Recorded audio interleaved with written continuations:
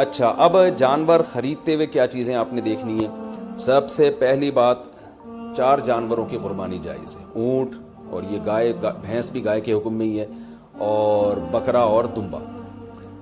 ہرن کی قربانی یا نیل گائے کی قربانی یا اور دوسرے جو جنگلی جانور ہیں ان کی قربانی جائز نہیں ہے۔ ان 4 جانوروں میں اونٹ کی عمر 5 سال ہونی چاہیے، گائے کی عمر 2 سال ہونی چاہیے، اور بکرے کی عمر 1 سال ہونی چاہیے، اور دمبے کی بھی اصل تو یہی ہے کہ 1 سال عمر ہو، لیکن اگر 6 مہینے کا دمبا اور بھیڑ یا جو بھی سرگودا کے کجلے بڑے مشہور ہیں، 6 مہینے کا اگر دیکھنے میں سال کا لگتا ہے یعنی موٹا تازہ ہو تو 6 مہینے کا دمبا بھی جائز ہے، 6 مہینے سے کم کا جائز نہیں ہے۔ اور 6 مہینے کا دمبا اگر دیکھنے میں 6 مہینے کا نہیں لگ رہا، 1 سال کا نہیں لگ رہا، بچہ ہی لگ رہا ہے، چھوٹا لگ رہا ہے، کمزور ہے، پھر اس کی بھی جائز نہیں ہے۔ تو دمبا اگر 6 مہینے کا موٹا تازہ ہے تو اس کی قربانی جائز ہے، اور باقی بکرا 1 سال کا ہونا ضروری، اور گائے 2 سال کی، اور اونٹ 5 سال کا۔ اچھا، اس میں یہ بات ضروری ہے کہ یہاں سال سے مراد اسلامی سال ہے۔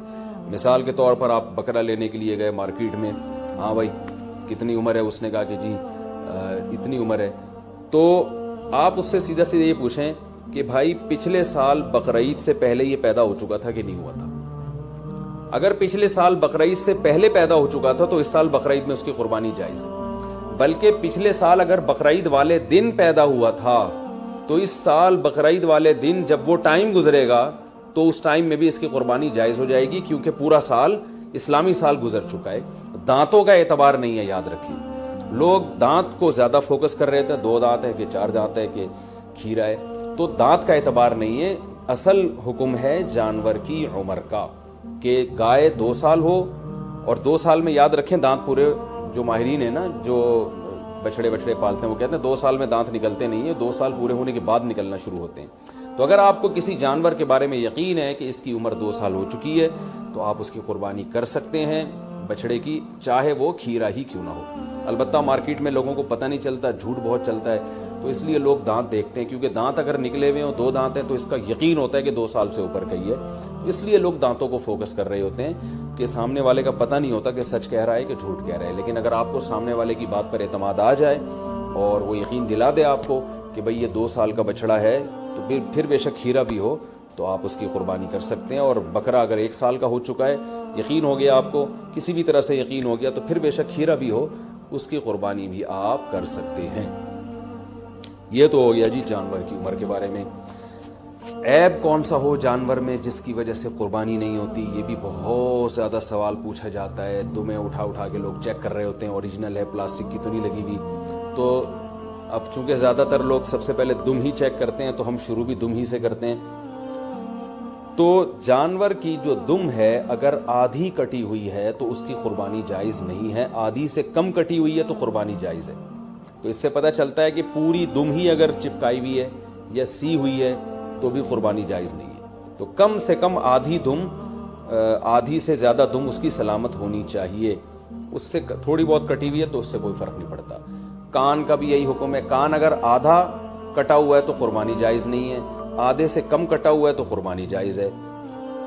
بعض دفعہ ایسے کان نہ چرے ہوئے ہوتے ہیں تو اس سے کوئی فرق نہیں پڑتا، قربانی اس کی بھی جائز ہے۔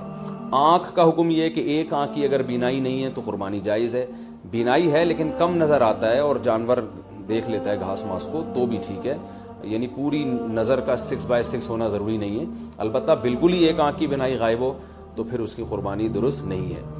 لنگڑا پن اتنا ہو اگر جانور میں کہ وہ بیچارہ لنگڑے پن کی وجہ سے آپ اس کو ذبح کرنے جہاں لے جانا چاہتے ہیں نا وہاں تک بھی نہیں جا سکتا، پہیے لگا کے دھکا دینا پڑ رہا ہے آپ کو اس کو، تو پھر تو قربانی جائز نہیں ہے۔ تھوڑا بہت لنگڑاتا ہو لیکن چل لیتا ہو تو قربانی ایسے جانور کی جائز ہے۔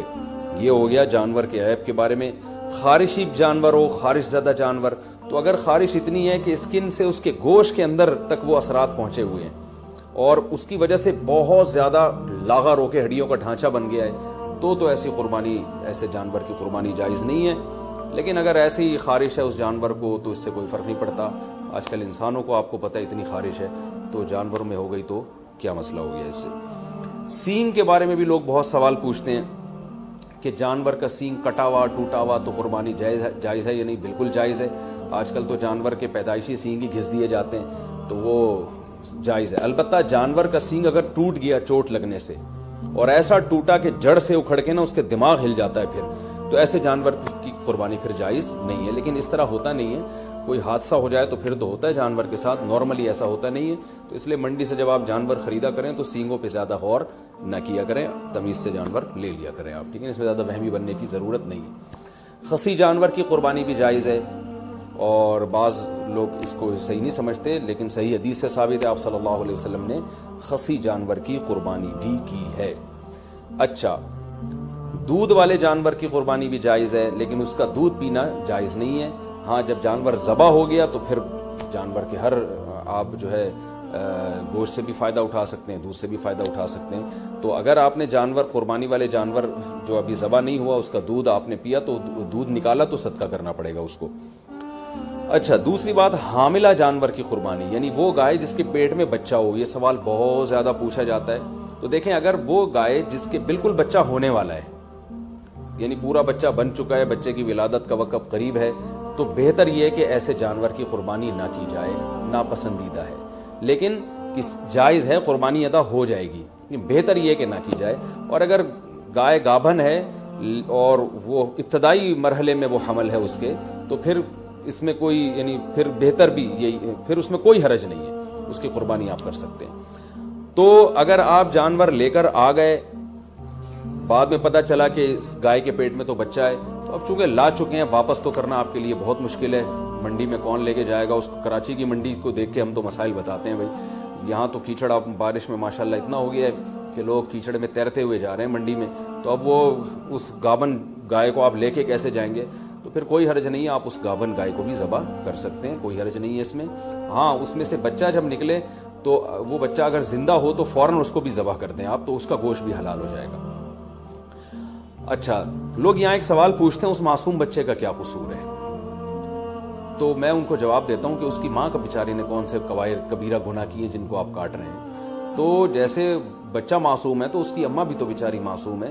تو اللہ نے ہمارے لیے ان جانوروں کو حلال کیا, ہم ان کا گوشت کھا سکتے ہیں, تو اس لیے ہم ذبح کر سکتے ہیں. وہ بچہ اس کے پیٹ میں ہو تو بھی کر سکتے ہیں.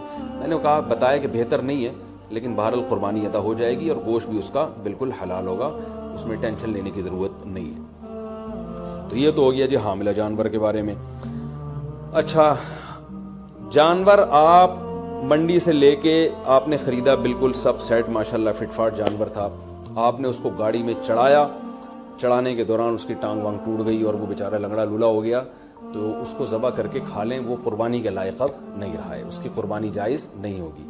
یا اسی طرح گاڑی سے اتارتے ہوئے یا گھر میں جو ہے نا کھمبے سے باندھا آپ نے اور جانور نے کوئی شرارت کی یا کچھ مسئلہ ہو گیا جس کی وجہ سے آنکھ چلی گئی اس کی, یا کوئی ایسا عیب پیدا ہو گیا جس کی وجہ سے قربانی جائز نہیں ہوتی, تو اب اس کی قربانی ہو نہیں سکتی. وہ آپ پھر قصائی کو بھی بیچ سکتے ہیں اور خود بھی گوشت کھا سکتے ہیں.